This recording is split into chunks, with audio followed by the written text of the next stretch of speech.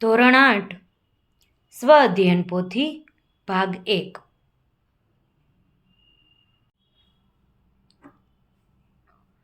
પાના નંબર 32 મહાવરો જોઈએ. પ્રશ્ન નંબર 1. તમારા ઘરના તમામ સભ્યોની ઊંચાઈ જાણી તેની સરાસરી શોધો. તમારે તમામ સભ્યોની ઊંચાઈ પૂછવાની છે અને સરાસરી શોધવાની છે.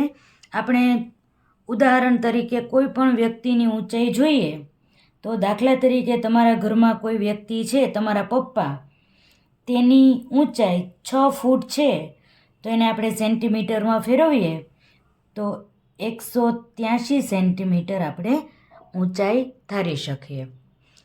દાખલા તરીકે તમારા મમ્મી છે, એ 5 ફૂટ અને 4 ઇંચ જેટલી ઊંચાઈ ધરાવે છે તો આશરે આપણે કહી શકીએ 160 સેન્ટીમીટર એની ઊંચાઈ હશે. તમારી મોટી બહેનની વાત કરીએ તો એની ઊંચાઈ દાખલા તરીકે 5 ફૂટ હોય તો એની ઊંચાઈ સેન્ટીમીટરમાં 150 સેન્ટીમીટર આપણે લખી શકીએ. તમારી ઊંચાઈ 4 ફૂટ છે તો આપણે આશરે 122 સેન્ટીમીટર ઊંચાઈ છે એવું લખી શકીએ. તમારો નાનો ભાઈ છે એ 3 ફૂટ જેટલી ઊંચાઈ ધરાવતો હોય તો 90 સેન્ટીમીટર જેટલી એની ઊંચાઈ આપણે ધારીએ છીએ. આપણને એવું કહ્યું છે તમારા ઘરના સભ્યોની ઊંચાઈ પહેલાં નક્કી કરી અને પછી તેની સરાસરી શોધવાની છે. તો સરાસરીનું સૂત્ર લખીએ. સરાસરી બરાબર તમામ જે માપ આપ્યું છે તેનો સરવાળો અને જેટલી હોય એ સંખ્યા વડે તેનો ભાગાકાર. હવે આપણે આનો સરવાળો કરીએ તો 183 વત્તા 160 વત્તા 150 વત્તા 122 વત્તા 90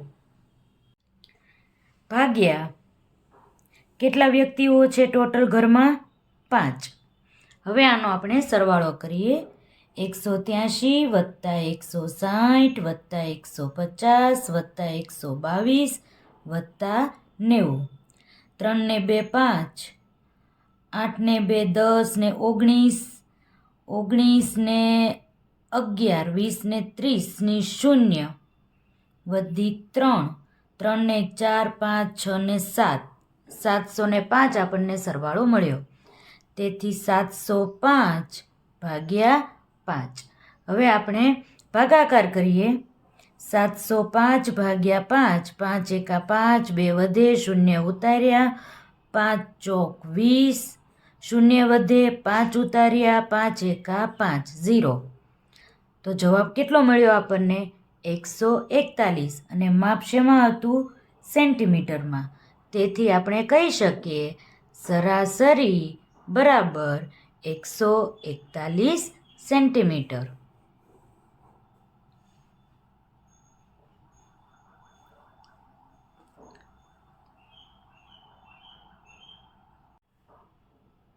બીજો પ્રશ્ન તમને આપ્યો છે.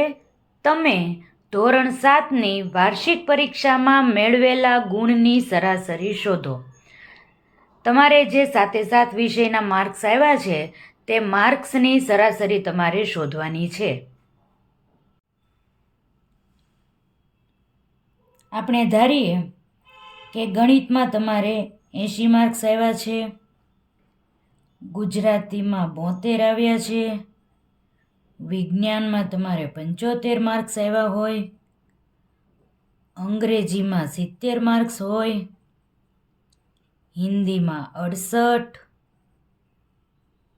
સંસ્કૃતમાં 80 અને સમાજમાં 75 માર્ક્સ તમારે આવ્યા હોય તેવું આપણે ધારીએ. હવે આપણે શું કરવાનું છે? સરાસરીનું સૂત્ર લખવાનું છે. સરાસરી બરાબર બધા જ વિષયના ગુણનો સરવાળો ભાગ્યા વિષયની સંખ્યા. હવે આપણે બધા વિષયના ગુણનો સરવાળો કરીએ. 80 વત્તા 72 વત્તા 75 વત્તા 70 વત્તા 68 વત્તા 80 વત્તા 75 અને છેદમાં વિષય કેટલા છે ટોટલ 7.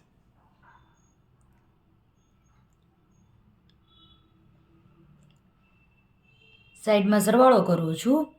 80 72 75 70 68 80 75.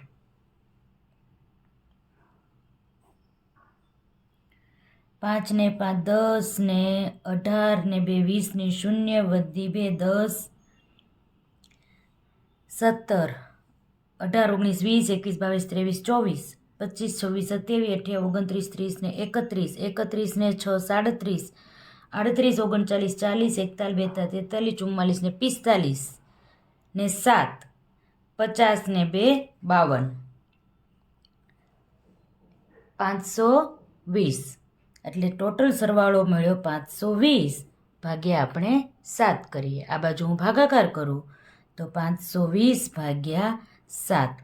7 7 49, અહીંયા 12 થઈ જશે, અહીંયા 4 9 10 11 12 એટલે 3 વધ્યા, 0 ઉતારીએ તો 7 ચોક 28, 2 વધ્યા, અહીંયા પોઈન્ટ કરીએ, 0 મૂકીએ, 7 દુ 14, 6 વધે, 7 8 56 એટલે 4 વધે તો સરાસરી કેટલી મળે 74.28.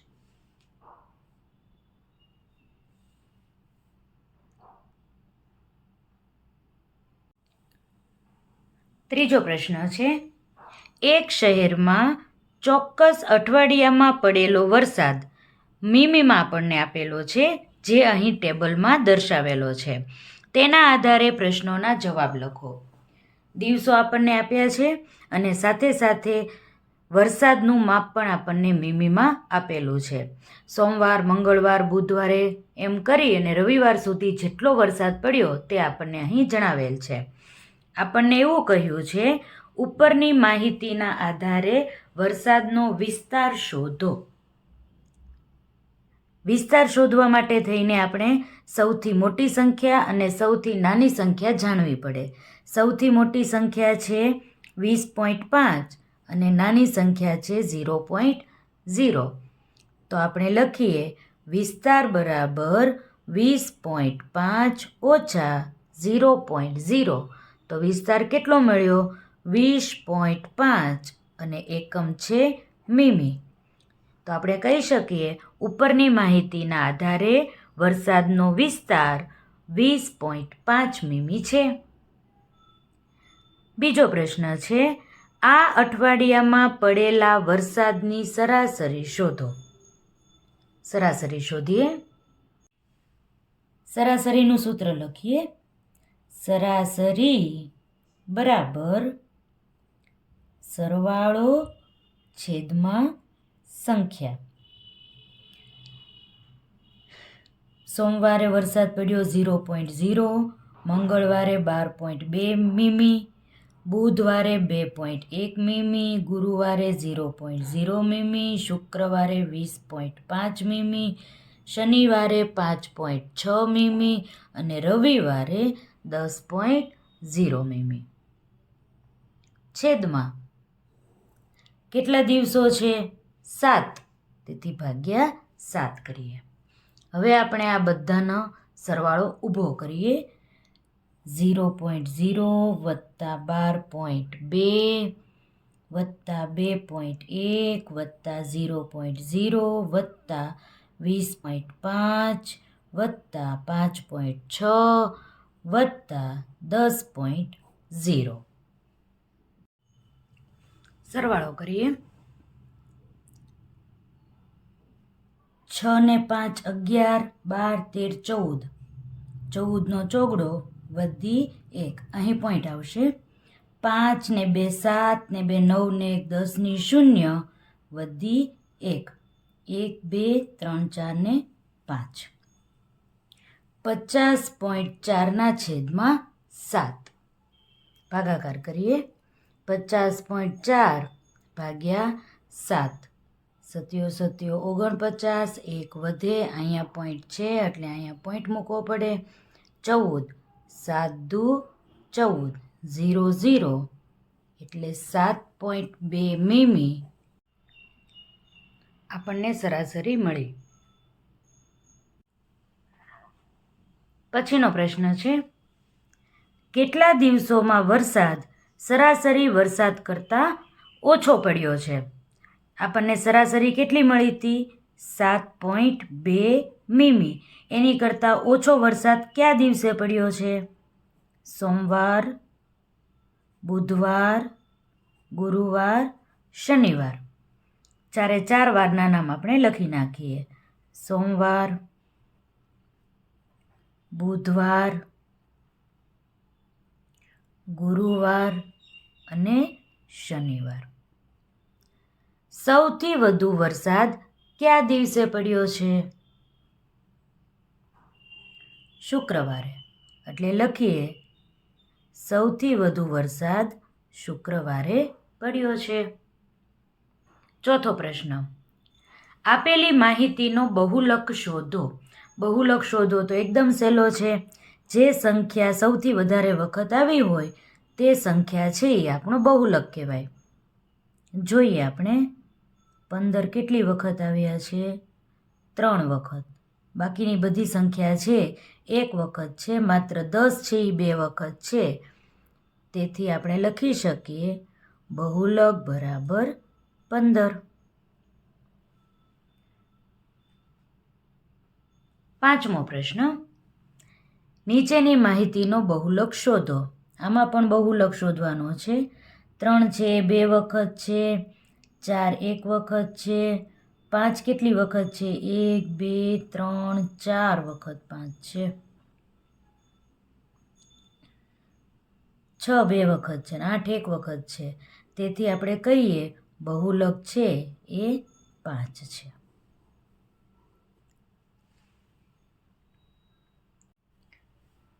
છઠ્ઠો પ્રશ્ન છે, આપેલ માહિતીનો મધ્યસ્થ શોધો.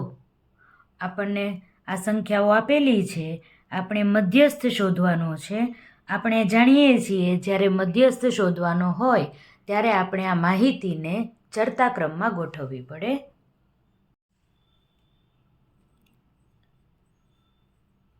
ચડતા ક્રમમાં આપણે આ માહિતીને ગોઠવતા જઈએ અને લખતા જઈએ. સૌથી પહેલાં છે 5. 5 એટલે પહેલાં લખીએ 5. એનાથી મોટી સંખ્યા 6. એનાથી મોટી સંખ્યા છે 10. 1 2 વખત 10 આવે છે. પછી છે 15. 1 અને 2 વખત આપણને 15 મળે છે. પછી 1 2 ને આ 3 વખત 15 છે. 3 વખત આપણને 15 મળે છે. પછી આવે છે 50, 80, 100 અને 120. 80, 100 અને 120. આ માહિતી આપણે ચડતા ક્રમમાં ગોઠવી દીધી છે. હવે આપણે શાળામાં જ્યારે મધ્યસ્થ શોધતા હતા ત્યારે એક સૂત્ર યાદ કરતા હતા. આજુબાજુ દરવાજા, વચ્ચે બેઠા વરરાજા. એ પ્રમાણે આપણે સંખ્યા જોઈએ. 1 2 3 4 5. 1 2 3 4 અને 5. તો કઈ સંખ્યા વચ્ચે આવે છે? એ આપણો જવાબ 15 આપણને મળે છે. તેથી આપણે લખીએ મધ્યસ્થ બરાબર 15.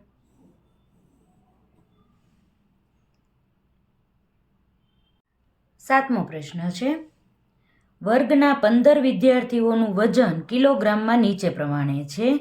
આ માહિતીનો બહુલક અને મધ્યસ્થ શોધો. મધ્યસ્થ શોધવાનો જ છે, તેથી આપણે પહેલાં માહિતીને ચડતા ક્રમમાં ગોઠવી દઈએ. સાથે સાથે જોઈ લઈશું કે કઈ સંખ્યા વધારે વખત આવે છે તે આપણો બહુલક હશે.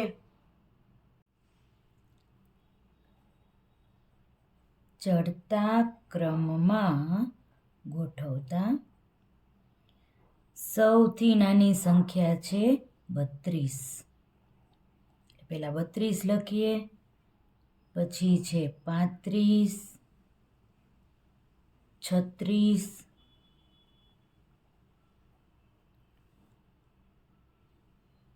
આ 37 પણ છે,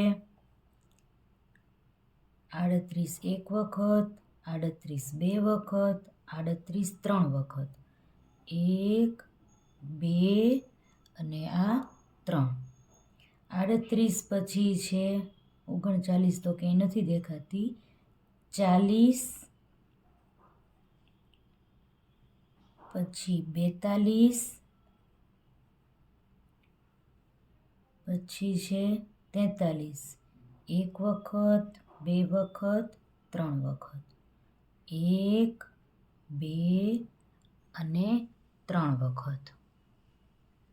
અને પછી છે 45, 47 અને 50. નીચે લખું છું 45, 47 અને 50. સૌથી પહેલો પ્રશ્ન આપણને એવો કહ્યો છે બહુલક શોધો. તેથી આપણે બહુલક શોધીએ. બહુલક એટલે સૌથી વધારે વખત આવેલી સંખ્યા.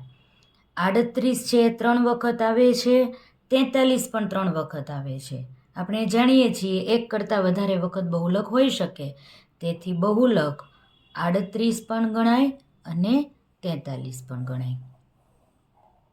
હવે શોધીએ મધ્યસ્થ. ફરીથી યાદ કરી લઈએ. આજુબાજુ દરવાજા અને વચ્ચે બેઠા વરરાજા. હાલો જોઈએ. 1 2 3, 1 2 3, 1 2 3, 1 2 3, 1 1. તો વચ્ચે કયો આવ્યો? 40. તો મધ્યસ્થ આપણને કેટલો મળે છે? 40.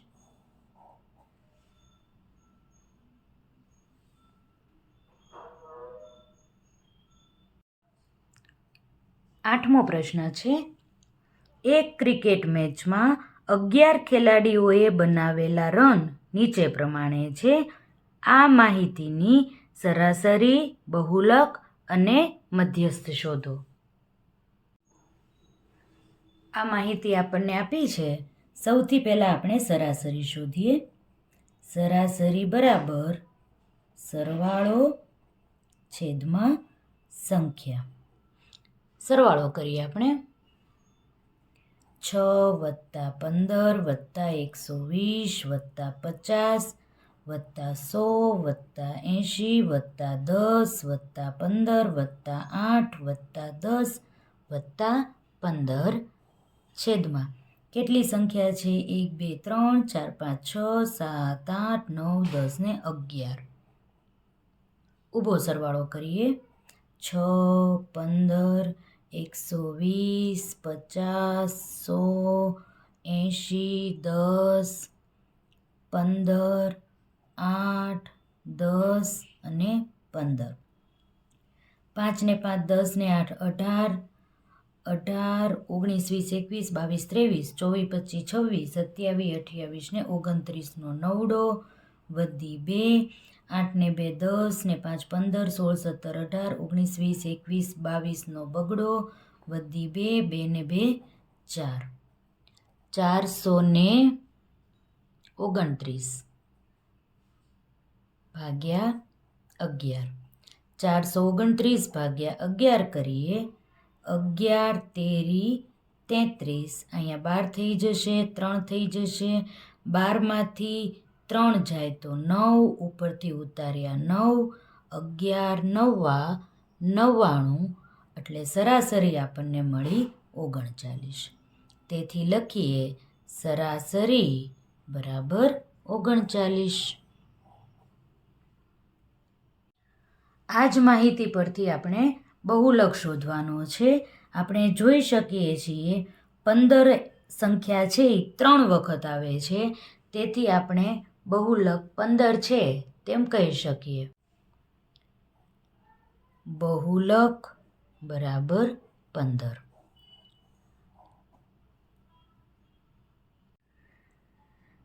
આપણને મધ્યસ્થ પણ શોધવાનો કહ્યો છે. આપણે જાણીએ છીએ મધ્યસ્થ શોધવા માટે આપેલી સંખ્યાને ચડતા ક્રમમાં ગોઠવવી પડશે. ચડતા ક્રમમાં ગોઠવતા સૌથી પહેલાં નાની સંખ્યા આવશે 6, પછી આવશે 8, 10 બે વખત છે તેથી 2 વખત લખીએ. 15 આપણને ખબર જ છે 3 વખત છે, 1, 2 અને 3 વખત. હવે મળે છે આપણને 50, 80, 100 અને 120. ચડતા ક્રમમાં માહિતી ગોઠવાઈ ગઈ છે. હવે જોઈએ મધ્યસ્થ કેટલો મળે છે. મધ્યસ્થ બરાબર 1, 2, 3, 4, 1, 2, 3, 4, 1, 1 અને વચ્ચે મળ્યા આપણને 15. તો મધ્યસ્થ આપણને કેટલો મળ્યો? 15. 9મો પ્રશ્ન આપ્યો છે. ગણિતની એક કસોટીમાં 15 વિદ્યાર્થીઓએ 25 ગુણમાંથી મેળવેલા ગુણ નીચે પ્રમાણે છે. અહીં આપણને માર્ક્સ આપેલા છે. આ માહિતીની સરાસરી, બહુલક અને મધ્યસ્થ શોધો.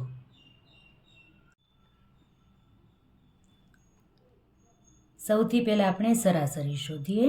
સરાસરી બરાબર સરવાળો છેદમાં સંખ્યા. આ બધી જ સંખ્યાઓનો આપણે સરવાળો કરી નાખીએ. 19, 25, 23, 20, 9, 20, 15, 10, 5, 16, 25, 20, 24, 12 અને 20.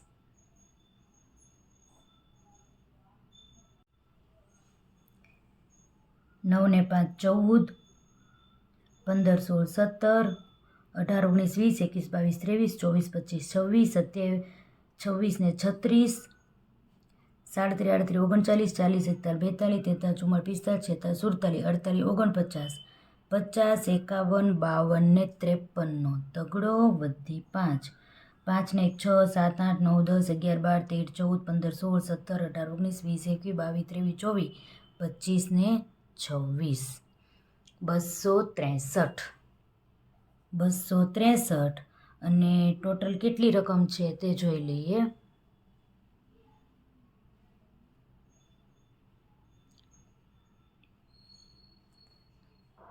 1 2 3 4 5 6 7 8 9 10 11 12 13 14 ને 15.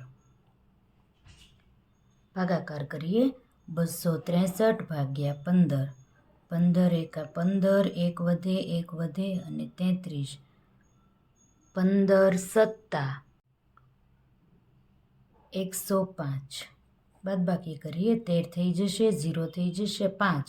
6 7 8 9 10 11 12 ને 13. 8 વધે. અહીંયા શૂન્ય લગાડીએ તો અહીંયા પોઈન્ટ કરવો પડે. 15 પંચા 75, 5 વધે તો 0. 15 તેરી 45. પોઈન્ટ પછી બે સંખ્યા મળી ગઈ છે તેથી આપણે સરાસરી લખી શકીએ 17.53. પછીનો પ્રશ્ન પૂછ્યો છે બહુલક.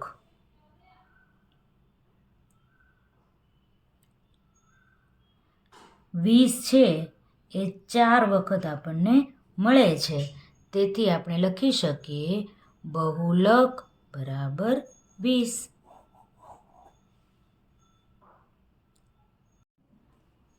મધ્યસ્થ શોધવાનો છે તો આ માહિતીને ચડતા ક્રમમાં ગોઠવીએ.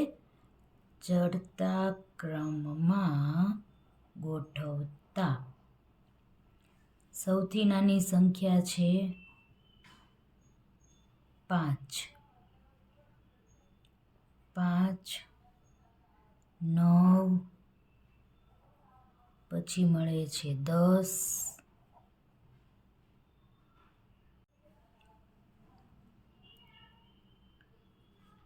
12, 15 16 12 15 16 19 20 20 20 3 વખત 20 20 20 4 વખત હતા ને આ ચોથી વખત 20 પછી 23 24 25 બે વખત 23 24 અને 25 બે વખત આપણે ચડતા ક્રમમાં ગોઠવી દીધું. હવે જોઈએ કે કઈ સંખ્યા વચ્ચે છે. 1 2 3 4 5 1 2 3 4 5 1 2 1 2 તો વચ્ચે કોણ મળે છે? 20. તેથી લખીએ મધ્યસ્થ બરાબર 20.